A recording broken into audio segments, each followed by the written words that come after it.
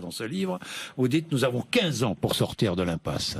Mais oui, parce que le monde est en train de changer à très grande vitesse et il faut replacer nos problèmes quotidiens qui sont fondamentaux pour mieux les comprendre dans une perspective plus globale.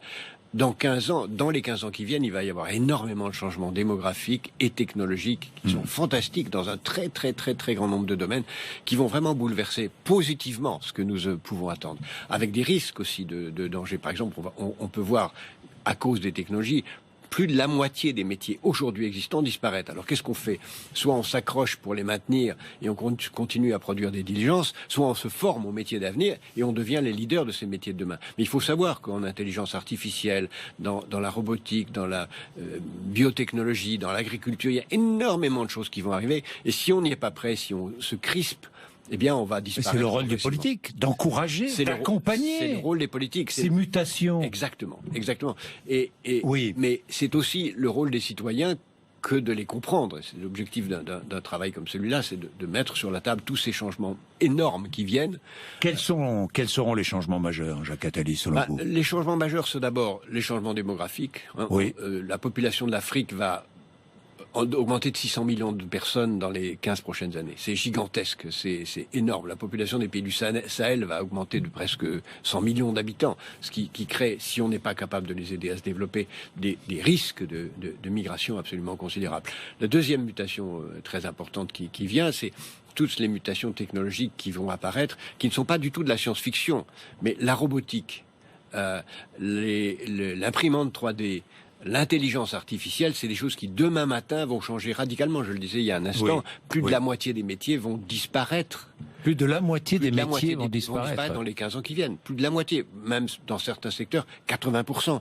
Alors, donc une nécessité de formation. De formation, d'urgence. D'urgence. De l'ensemble des cadres, des collaborateurs et des ouvriers d'aujourd'hui au métier d'après-demain, avec des choses passionnantes à faire, bien plus passionnantes que ce qu'on fait d'une façon répétitive, parce que les métiers qui vont disparaître sont les métiers ennuyeux. Sont les métiers répétitifs, c'est pas les métiers intéressants.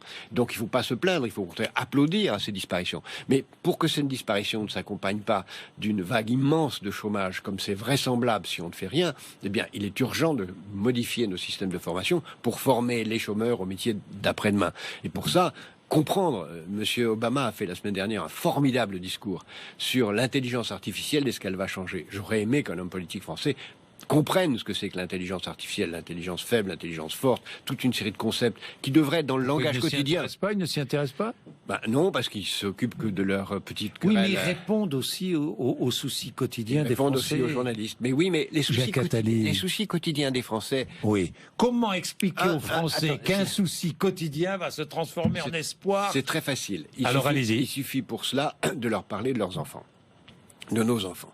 Nos enfants, les enfants de ceux qui nous écoutent et qui ont du 10 ans, ils auront 50 ans en 2060. Oui. Donc le monde de 2030, c'est demain matin pour eux. Et si on veut que nos enfants soient heureux dans le monde d'après-demain, qui est le leur, il faut les y préparer. Donc, ces technologies qui peuvent paraître de la science-fiction, qui seront une banalité extrême dans 15 ans, il est urgent d'y préparer nos enfants et donc de nous y préparer nous-mêmes si on veut être en condition de pouvoir accompagner leur changement. C'est comme ça, c'est ce discours-là que le responsable politique doit tenir. Bien sûr, parce que d'une certaine façon, le responsable politique, il est le père de la nation. Donc, les enfants, nos enfants...